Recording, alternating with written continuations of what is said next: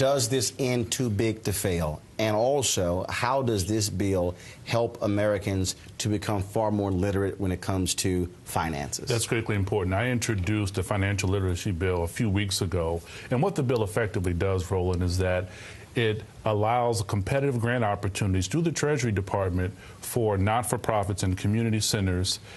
When you turn on the TV, you hear these exotic terms. Right. Credit default swaps, derivatives. Most people don't know what those things mean. Most folks on Wall Street don't know. Hello. And so what this bill does, it offers these opportunities for community centers to partner up with business folk to offer courses to teach people how to balance checkbooks. It's also comparable to another bill that I have for military service members. Once they're released from the military, right now, those folks are in high school. They join our armed services, and they're really housed by the military. They get 3 square meals from the military, and once they get out, they file bankruptcy.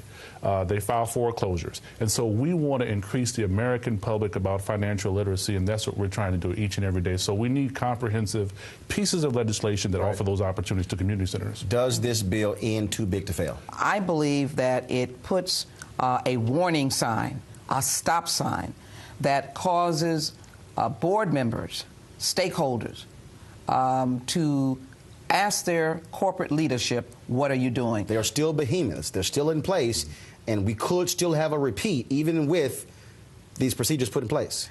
Well, what I would say to you is that I'd probably disagree, because what I'd say is that we have large corporations, but we have them now reassessing the risk that caused them to collapse. So we've had big companies before. GM was big. But the risk that they took, big oil companies, and might I just say, I've got the Remedies Act that I'm introducing. I'm doing something creative that talks about mental health services, lump sum monies, making sure the MMS can shut them down, which they did not have. I asked the MMS representative, and I said, can you shut down a company when they have a number of violations, safety violations? You know, I have to reflect on that. I don't know. I don't blame him. I don't blame the administration, because my colleague is right. The president has done a great job. No procedures in place. You shut them down. That's what we missed with BP. We missed the signals on paper that said 6 weeks out, shut them down. Well, I hope in terms of these Wall Street firms, I mean, the carnage they left, frankly, that this bill will also shut some of them down if we see a repeat of what took place in 2007, 8, and 9.